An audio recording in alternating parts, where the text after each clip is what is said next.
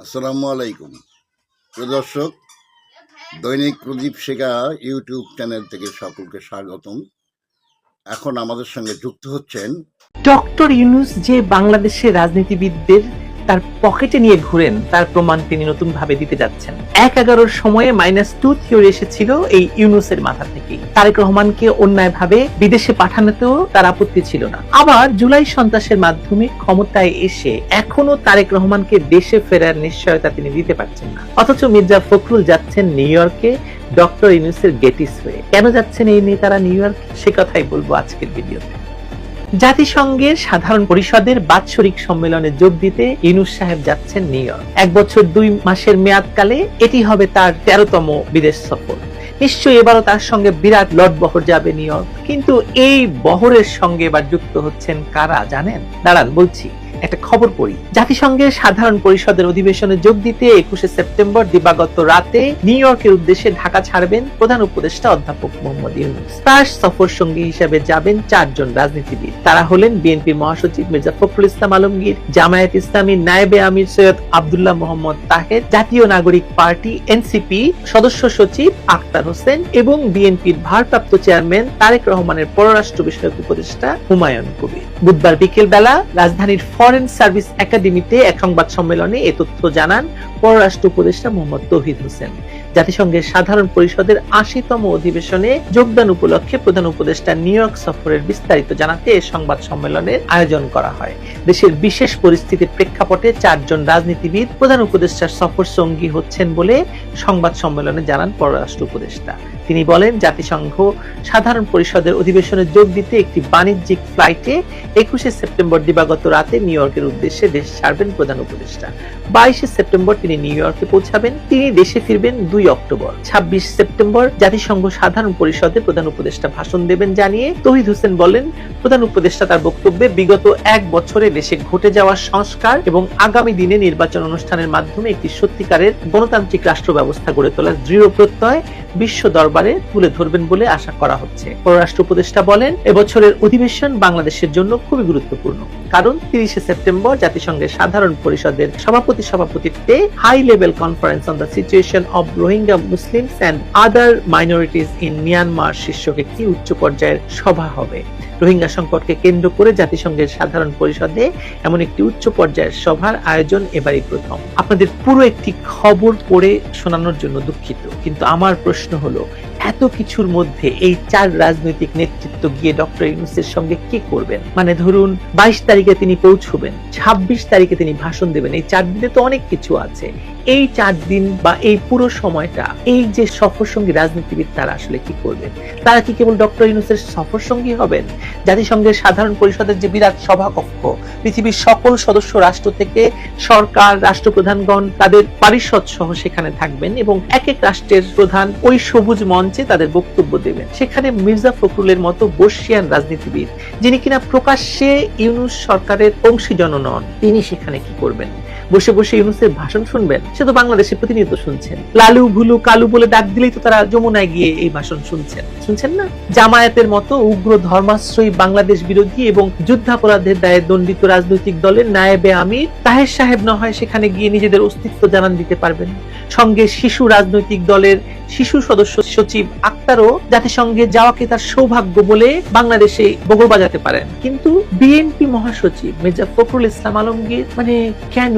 বিএনপির ভারপ্রাপ্ত চেয়ারপারসনের পররাষ্ট্র বিষয়ক উপদেষ্টা হুমায়ুন কবির পর্যন্ত ঠিক আছে, মানে তিনি গেলেও যেতে পারেন, তিনি হয়তো ডক্টর ইউনূসের গেটিস হতে পারেন, কিন্তু আপনি কি কোনো হিসাবেই মির্জা ফখরুল ইসলাম আলমগীরকে ডক্টর ইউনূসের গেটিস হয়ে এরকম একটি আন্তর্জাতিক সম্মেলনে যাওয়াটা সঙ্গত মনে করেন? এটা কি এ কারণে যে দীর্ঘদিন হয়ে গেছে বিএনপির কেউই, মানে কোনো, এমনকি তারেক রহমানও, এই যে ধরেন এত কিছু হয় লন্ডনে, এত বড় বড় সভা সমাবেশ এবং আন্তর্জাতিক সম্মেলন হয়, কখনো তারেক রহমান সেখানে উপস্থিত হন?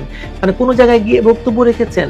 এরকম প্রশ্ন দেখলাম বিএনপির লোকেরাও তুলছেন যে তারেক রহমান আজ পর্যন্ত কোনো বিদেশি অর্গানাইজেশনে কোথাও গিয়ে একটা বক্তব্য দিতে পারেন নাই। মানে সেইখানে হয়তো মির্জা ফখরুল ইসলামের এই সুযোগ, একটা বিরাট সুযোগ যে জাতিসংঘে যাচ্ছেন সফর সঙ্গী হয়ে।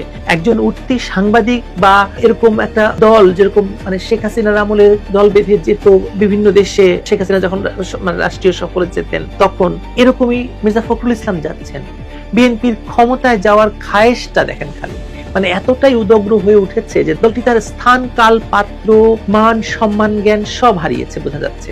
কিন্তু আমার সেটি মনে হচ্ছে না। আমার কি মনে হচ্ছে জানেন? আমার মনে হচ্ছে ডক্টর ইউনূসের মতো এই ধুরন্ধর ব্যবসায়ী, যিনি কিনা দেশের রাজনীতিবিদদের সকাল 10টায় যদি গাবতলীর হাটে বিক্রি করেন, সকাল 10:30টায় কমলাপুর হাট থেকে সকালে যে দামে বিক্রি করেছিলেন তার চাইতে 3 ডাবল দামে কিনতে পারেন, তিনি খুব হিসেব কষে এই তিনটি রাজনৈতিক দলের নীতি নির্ধারকদের সঙ্গে নিয়ে যাচ্ছেন নিউ ইয়র্কে। কারণ তিনি আমেরিকাকে এই নিশ্চয়তা দিতে চান যে বাংলাদেশে যে মার্কিন সৈন্য এরই মধ্যে নেমেছে সুপার হারকিউলিস যুদ্ধ বিমানে করে, তাদেরকে যে বাংলাদেশে ঘাঁটি করে দিতে এই তিনটি রাজনৈতিক দলের কোনো আপত্তি নেই, সেটা লিখিতভাবে আমেরিকার ডিপ স্টেটের কাছে দিয়ে আসার জন্যই মির্জা ফখরুল, তাহের এবং আক্তারকে নিয়ে যাওয়া হচ্ছে। এবং ডক্টর ইউনূসের উপস্থিতিতে মার্কিন ডিপ স্টেটের সঙ্গে বৈঠকে এই নিশ্চয়তা দেওয়া হবে যে বাংলাদেশের এই রাজনৈতিক দলগুলো বাংলাদেশে যে মার্কিন ঘাঁটি হবে তাতে কোনো ধরনের আপত্তি করবে না, বা বাংলাদেশের ভূখণ্ড ব্যবহার করে, বা বাংলাদেশে একটি করিডোর দেবে এবং বাংলাদেশের ভূখণ্ড ব্যবহার করে মিয়ানমারের সঙ্গে যে ওই অঞ্চলে যে একটি অস্থিরতা তৈরি হবে, তাতে এই তিনটি দল কোনো রকমের কোনো বাগড়া দেবে না, কখনো কোনো কিছু উচ্চারণ করবে না।